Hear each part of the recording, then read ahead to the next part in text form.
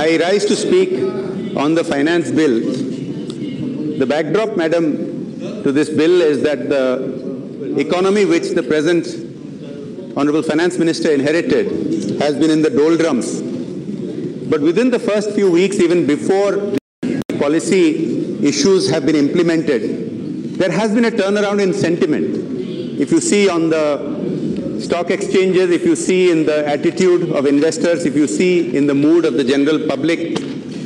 But that turnaround in sentiment, madam, is now to be backed up with policy changes, and one of those key aspects are taxation proposals about which we are to talk. I compliment the Honorable Finance Minister for starting his budget with a very bold initiative in committing to the inherited fiscal deficit number and in fact projecting over 3 years a rather sharp decrease. And I'm going to spend a moment on this, madam, because it is crucial for this House, for my colleagues to understand that the fiscal deficit is the linchpin of the economic health of this country. There are people who criticize and say that perhaps more money should have been spent and the fiscal deficit could have been higher. These people perhaps don't understand that a higher fiscal deficit leads to many other ills, such as devaluation of our currency, such as ultimately leading to higher inflation, and it certainly leads to a lower sovereign rating for India in the world's financial community. The same people who want a higher fiscal deficit, greater expenditure, would complain about the outcomes that would happen if a higher fiscal deficit was to be there. On the other hand, those people who complain that there is too much expenditure, there is too much profligacy, must understand that we have a situation where millions of young Indians are jobless. The demographic dividend that we talk about can become a demographic nightmare until we transition to a high growth rate, low inflation, job-creating economy, and until then, if you start tampering with expenditure, particularly social sector expenditure, then you are toying with trouble. And madam, how much is the expenditure anyway? If you look at the newspapers this morning, 50% of our subsidies are spent on the top 40% of earners. So that is, I think, correct on behalf of the Honorable Finance Minister to not tamper with it immediately and push for growth before this can be set right. Madam, when I come to taxes, I would like to explain that the issue of compliance, the level of grumbling that we hear about taxation, has to do with how well the government performs the task of implementing its projects, implementing its initiatives, and spending that money. I think everybody in this House remembers 30 years ago, a late former Prime Minister made a very important statement that out of every rupee that the government spends, only 15 paisa reaches the citizen of India, the Aam Aadmi. That has changed, but a lot of people don't realize how much it has changed and how much it has not changed. If you look into the Planning Commission's data, madam, just a couple of years ago, there is a study that on PDS, on public distribution system, the same food security that we have been debating so much, out of every rupee that the government spends, only 27 paisa reaches the common citizen of India. So there has been some improvement from the mid-80s, but not by very much. 73 paisa out of every rupee spent by the government is wasted, and until the government can improve that track record, people will continue to grumble about taxes and compliance will be low. That has to change. I would like to take this opportunity to remind the Honorable Finance Minister that when he was last in government, the initiative of FRBM, Fiscal Responsibility and Budget Management, had been taken up, which had led to good development for many states. My own state of Odisha was one of the first which cut its revenue deficit, brought it into below 3%. Such steps need to be taken.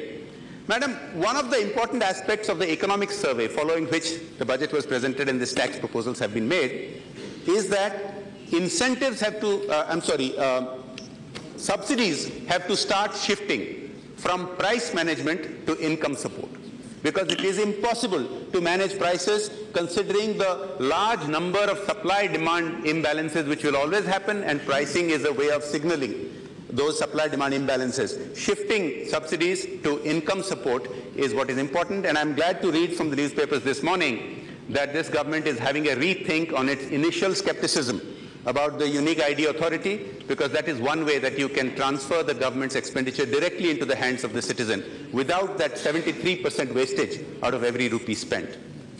Madam, on tax issues, there are so many issues, I will not be able to speak on everything. I will like to talk about 3 or 4 issues.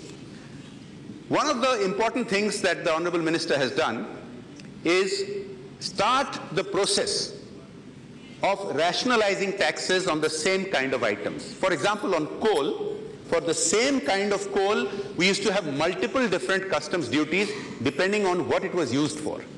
Now that leads to corruption, that leads to discretionary practices, that leads to red tapeism, because then it depends on human interpretation of what this material is going to be used for. A lot of paperwork is done to fudge. It is not just coal, madam. From coal to aircraft, depending on the end use, the customs duties have been different. You have taken, sir, a very important first step. I urge you to take this to the fullest extent possible and remove all end-use disparities for customs duties on the same items, irrespective of what they are used for. If the item is identifiable as unique, that's what it should be taxed on. Madam, a couple of days ago, I had the opportunity to raise a question on the issue of GST, which is one of the most important proposals pending before this country. And I pointed out to the Honorable Minister that a similar situation had arisen a decade or so ago on the issue of VAT, value-added tax, when the states had similar concerns about losses of revenue, and that a very bold step was taken by the centre, offering to underwrite revenue losses of the various states, based on which a deal was clinched and VAT could happen.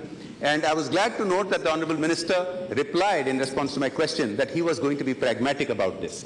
I'm hoping that he will start acting on this and make concrete proposals, which may sound generous, madam, but just like in the case of VAT, the states never did actually lose revenue, and that compensation was not necessary. I think that magnanimity, that boldness is called for on behalf of the central government, and I believe that this particular finance minister can get that clinched. Madam, it would be remiss on my part if I did not raise an issue which is relevant to my state, but it is a very important matter of principle. In his budget presentation, the Honorable Minister said that the Mines and Minerals Development and Regulation Act would be changed and that mineral royalties would be revised.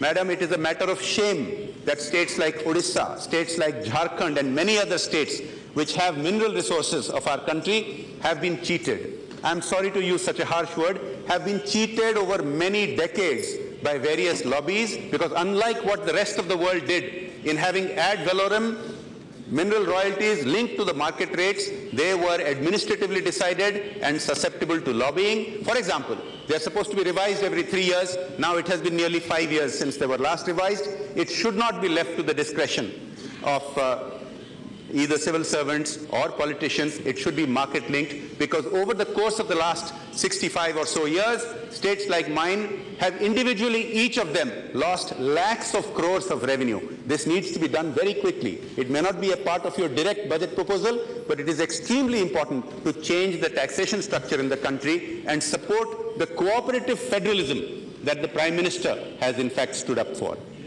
Madam, the people of these areas which have minerals have not seen the benefits of mining. They have not seen roads being built, schools being built, colleges being built, permanent jobs being created. They have seen large holes where strip mining and other kinds of mining is done, and these companies after 2 or 3 decades leave, leaving nothing behind. That is why this MMDR Act change, and particularly the mineral royalty revision and linking it to ad valorem market rates, is crucial for states like mine. I want to say something. I want to remind this House of something that the late Biju Patnaik once created a big furore by saying. About 25 years ago, when India was embarking on economic reforms, Biju Patnaik said the states should be given fiscal independence. It created a furore, madam, but today I think the time is right to revisit that issue, and I reiterate that demand of my late leader that states must be given fiscal independence. We must have the resources that we can raise to spend on our own people, on our own area, and one of the key ways to do that is to actually change the MMDR Act. And this is something that is not alien to what has been discussed. The Prime Minister himself, when we met him in a delegation of MPs from my state, said, having been a Chief Minister for a long time, he understands both sides of the issue, and I hope that we can get these changes implemented quickly. Madam, just 2 or 3 other points I would like to make.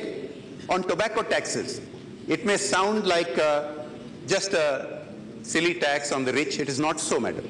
I have been campaigning on this issue for 3 years, and the reality is India spends more than 1 lakh crores every year on tobacco-related health costs.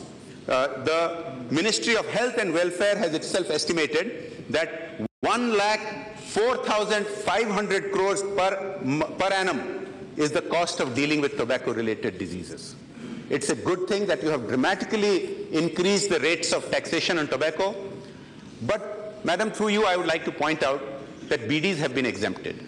I want to point out, if some people think that poor people should be given a little bit of relief to smoke, madam, it is the poor people who smoke BDs are equally susceptible to cancer as middle-class people and upper-class people. And these are the people that do not have medical insurance. These are the ones that particularly need to be protected. And BDs should also come under tobacco taxes. Many other things need to be done on tobacco, such as plain packaging, but there is not enough time to discuss that. I will come some other time. Madam, the Honorable Minister has said that on raising the floor of tax slabs for salaried people, he would have liked to have done more. And I have already explained, if the government does a better job of spending money, I think compliance will get better. But we can't just keep on raising the floor, because we also need to widen the tax net. Now, this may sound a little unpopular, but I have a personal suggestion to the Honorable Minister to have a simple token tax for people who earn between, let us say, 2.5 lakhs a year and 5 lakhs a year. Nothing significant, maybe 500 rupees a year, just to ensure that people feel a part of the process of contributing to the taxes of India. It has been pointed out that it is hard to collect, and the costs of collection will be more than the collection. There is technology, and very randomized sampling can be done. I know a lot of people who would be very proud to pay 500 rupees tax a year if it was harassment-free, if it was hassle-free, if they could take pride in saying they have contributed to India's revenue collection, and if this is backed up by the government's improvement in transparency and speed of implementation of the various projects that it undertakes. I will end now, madam, with pointing out that there are many areas that desperately require higher allocation of funding, for which a cess could have been thought about. Now, in the past, we have had a cess for education, for instance. Nobody has begrudged that. Although we need to improve the standard of our education, the first requirement was to have revenues. I would like to conclude my talk, my participation on the finance bill, to suggest to the Honorable Minister, if not this year, for future years, to keep in mind that we need a dramatic increase of resources for the judicial system of the country. Madam, India has roughly about 13 or so judges per million population. In developed countries, this ratio varies between 50 to 100 judges per million population. It is no surprise that we have such a dramatic backlog of cases, and not only is justice delayed, justice denied, madam, but the fact is speedy justice has been estimated could add about 2% to the GDP growth rate per annum. And in concluding, I would like to remind the Honorable Minister that he had himself, in his earlier capacity as Law Minister more than a decade ago, initiated the process of fast-track courts, which sadly, over the last decade, the central government's funding dried up. A few states like mine, Odisha, kept up state funding for fast-track courts, for which we are beginning to see speedy disposal of cases involving murder, involving rape, involving many other criminal practices. I urge the Honorable Finance Minister to revisit his own proposals of the past and to provide dramatic increase of funding for more number of judges, for more number of courtrooms, for more number of resources, and most importantly, to have the fast-track procedures for them so that you don't have these innumerable adjournments and cases go on for decades. And with that, madam, I realize that the time allotted to me has run out. There are many other things I would like to have made, but I will talk about it in a separate forum. Thank you, Mr. Bas.